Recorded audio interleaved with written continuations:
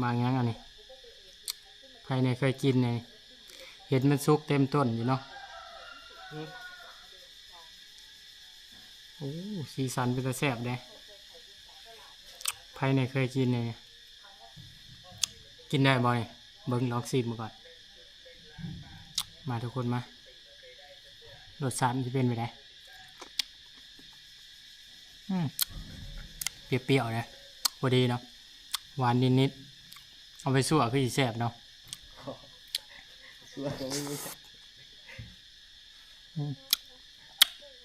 เมืองในสีสันโอ้ย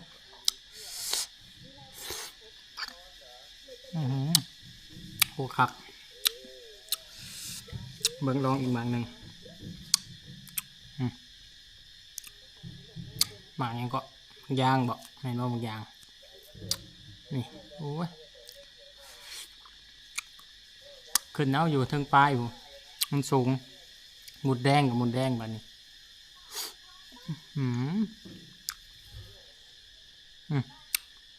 หน่วยใหญ่เลย